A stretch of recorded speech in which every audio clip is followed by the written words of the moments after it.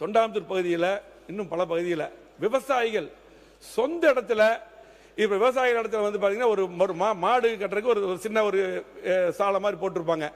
அந்த இடத்துல ஒரு 10 சட்டி ஒரு மண் எடுத்தாங்க கூட வழக்கு போட்டு 10 லட்சம் 15 லட்சம் கேஸ் போட்டிருக்காங்க. இது கடந்த ஆட்சியில் நான் கவன தீர்மானம் கொண்டு வந்திருக்கேன். அதுக்கு வந்து முன்னாள் அமைச்சர் மாண்புமிகு துரைமுருகன் அவர்கள் பதில் சொல்லியிருக்காங்க எனக்கு. இப்போ வந்து பார்த்தீங்கன்னா இந்த மண் எடுக்கிறது அந்த கேஸ் போட்டதெல்லாம் அப்படி இருக்கு.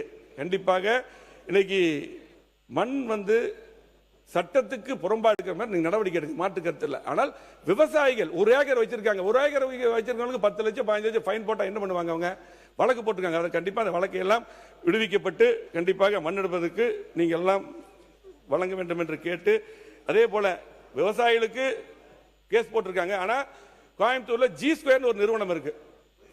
இந்த நிறுவனம் வந்து பாத்தீங்கன்னா ஒரு 1000 ஏக்கர்ல சைட் போட்டிருக்காங்க.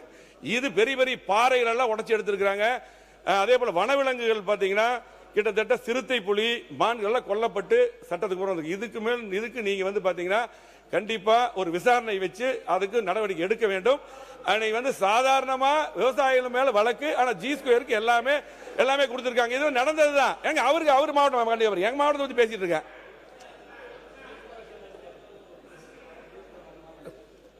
அதே போல முடிச்சப்புறம் எடுத்துடலாம். ஹாக்கா பிரச்சனை வந்து கோவை மாவட்டத்தில் பொதுப்பணித்துறை அமைச்சர் அவர்கள். மாண்புமிகு பேரவைத் தலைவர் அவர்களே, சட்டமன்ற உறுப்பினர் G2 நிறுவனத்து மேல ஒரு கம்ப்ளைண்ட் சொல்றாரு. அதற்கு ஏன் திமுக இருந்துச்சு குரல் கொடுக்குதுன்னு தெரியலையே.